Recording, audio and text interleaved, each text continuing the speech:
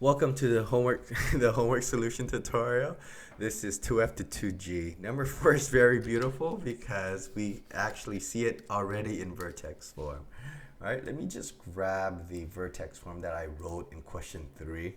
If you need help, watch question 3 as well. It's done the same exact way. Yay! Here's our beautiful vertex form. Okay? All right. So here our A is equal to -2. Our H is equal to 1, and our K here is equal to -2. Our vertex, again, if you remember the formula, it is just as simple as H, comma K. So our vertex here is going to be equal to 1, comma -2. All right, so let's plot that. It is what?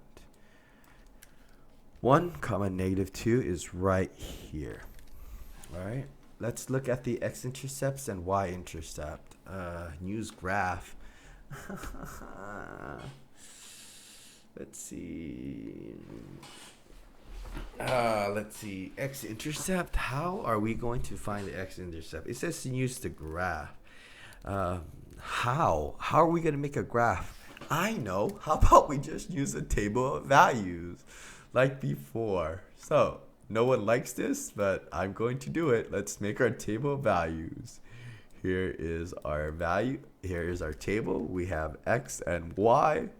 In that middle, we put our vertex, which is just 1 and -2. Let's go down and let's go up. After 1, you get 2, 3. Let's do 4 just in case. 1 goes down to 0, goes down to -1, and goes down to -2. Okay? We could keep going down more if we want, but that's okay. Hopefully this works. All right, so let's just do the math. Right, here's our original function. F of x is equal to -2, x minus 1 squared minus 2. All right, so now let's try the first one, 2. So what happens if I plug in a 2? So -2 inside the parentheses. Oh, sorry. Let's try 0 first. -2, 0 minus 1 squared. Okay, just plug in that 0. So -2, 0 minus 1 is just -1 squared. -1 squared is just 1. -2 times 1 is -2, -2. So this is -4. So that's -4. Whew. That was long. Then let's try the next one. The next value is 2. Oh, wait, hold on. No, come on, Mr.S. Focus, focus, focus. This should be 0. And this one is when we plug in 2. All right, -2. We plug in, we put in 2 in for the x value. So -1 squared minus 2. All right, I just plug in the 2 for where x is. All right, 2 minus 1 is just 1. Squared minus 2. I'm showing all the steps so I don't make mistakes. -2. 1 squared is just 1 minus 2. And then -2 times 1 is -2 times -2. That gets me -4. Oh, that does look right. Do you see how it's becoming very symmetrical? So stick to one way. You know what I'm going to do? I'm going to keep using positives. I like when it's positives. Right? All right, so let's try green. So we could just see the difference, all the different ones. -1, let's plug in -1. All right, come on, good numbers. Come on, good numbers. -2, no, let's try positive. Yeah, I'm not gonna deal with negatives. I'm gonna just use 3. All right, let's do 3. So -2, 3 minus 1 squared minus 2. So -2, 3 minus 1 is 2, squared minus 2. -2 times 2 squared is 4. -2 times 4 is -8 minus 2, which is -10. So this is -10, this is going to be -10. Huh, interesting, interesting.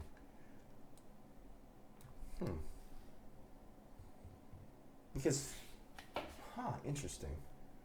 So the vertex is right here at 1 comma negative 2.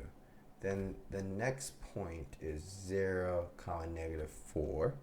So 0 negative 4. So 1 2 3 4. So this is 0, right? That's 0 comma negative 4. And then 2 is also negative 4. Okay. So negative 1 is at negative 10. Negative 1 is at negative 10, which is down here. Negative, it's right here. Negative 1 and negative 10. And then you also have 3, negative 10. That's how it looks like. Interesting. It looks wrong. It really looks wrong. Well, we could always double check our work. How about we graph it on Desmos? Right? Okay. Alright. Always double check. It looks wrong, but our math looks right. Let's see. X minus 1 squared minus 2. Yeah, look. We did it correctly. Our math was correct because, look. So, does it have a y? Does it have an x-intercept? Actually, it says no, it doesn't. No. Y-intercept? Oh, so you can't write no. You would write none. Or you write no x-intercept. Don't not write 0. Okay. X-intercepts, we do have it here at that point of 0 comma negative 4. The range are all your x values, so it goes from negative infinity all the way to infinity. Keep them open, of course. The range, we go from bottom to top. So bottom to top. So we start from negative infinity all the way to, we stop right here. That value here looks like it is the number negative 2. So the range goes from negative infinity all the way to negative 2. We open it, but we open it at negative infinity, but we close it at negative 2. That's its maximum value here.